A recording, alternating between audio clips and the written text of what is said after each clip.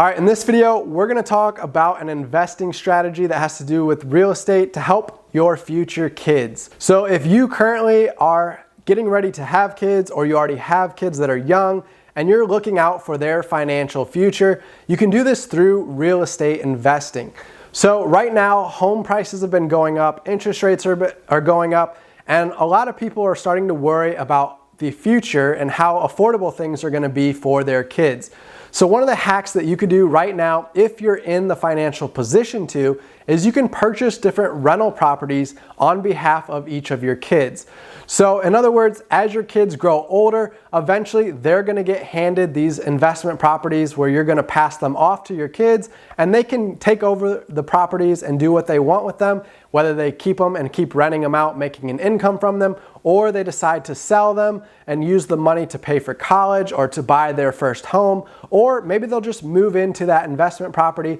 and now they own a home pretty much debt-free, and they don't have to worry about going out in the real estate market and paying really high prices in the future. Because if you think about home prices in 10, 15, 20 years from now, they're probably gonna be much higher than they are today. So you could basically buy your kid a house today at lower prices so they can benefit when they get older and they don't have to worry about affordability in 20 years from now. So again, this strategy involves you buying rental properties today that you're gonna operate and manage and earn income from, that's gonna help support you and your family for the time being, with the goal being down the road to transfer ownership to your kids so they can start off a little bit ahead in life and have some financial stability due to your planning and strategy that you were forward thinking of how can we help set them up in the future. So to get started buying rental properties, you can contact a real estate agent. You can come up with criteria of what types of property you would like to purchase, and you can go out there and start looking for rental property with your realtor.